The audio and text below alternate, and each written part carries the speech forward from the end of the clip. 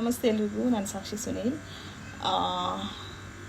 ನಾನೊಂದು ನಿನ್ನೆ ಪೋಸ್ಟ್ ಹಾಕಿದ್ದೆ, ಅಂದರೆ ಸ್ಟೋರಿಯಲ್ಲಿ ಬರೆದು ಹಾಕಿದ್ದೆ, ನಮಗೆ ಆಸರೆಯ ಮಕ್ಕಳಿಗೆ ಪ್ರಾಣಿಗಳಿಗೆ ಅಕ್ಕಿ ಇಲ್ಲ ಅಂತ ಹೇಳಿ. ಸೊ ಒಂದು ಸುಮಾರು 50 kg ಅಕ್ಕಿ ಇದೆ ಅಷ್ಟೇ ನಮಗೆ ದಿವಸಕ್ಕೆ.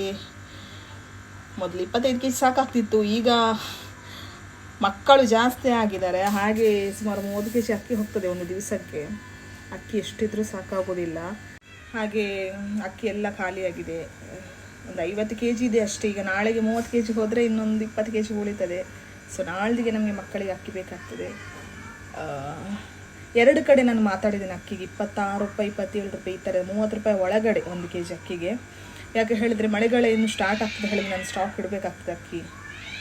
ಸೊ ದಯವಿಟ್ಟು ಯಾರಾದರೂ ಸಹಾಯ ಮಾಡಿ, ನನಗೆ ತುಂಬ ಹೆಲ್ಪ್ ಆಗ್ತದೆ. ಅಕ್ಕಿ ಇಲ್ಲ ಅಂತ ಹೇಳಿದರೆ ನನಗೆ ಟೆನ್ಷನ್ ಆಗಲಿಕ್ಕೆ ಸ್ಟಾರ್ಟ್ ಆಗ್ತದೆ.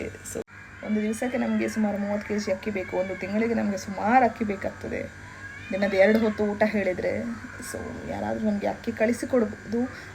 ಸ್ಟೋರಿನ ಅಕ್ಕಿ ಆಗ್ತದೆ, ಕಟ್ ಸಾಂಬಾರು ಆಗ್ತದೆ, ವೈಟ್ ರೈಸ್ ಆಗ್ತದೆ, ಯಾವುದು ಕೂಡ ಆಗ್ತದೆ. ಸೊ ನೀವು ಕಳಿಸಿಕೊಡ್ಬೋದು. ಇಲ್ಲೇ ಹತ್ತಿರದಲ್ಲಿ ಸುರತ್ಕಲ್ ಹತ್ತಿರದಲ್ಲಿದ್ದರೆ ನಾನು ಬಂದು ಕಲೆಕ್ಟ್ ಮಾಡ್ತೇನೆ.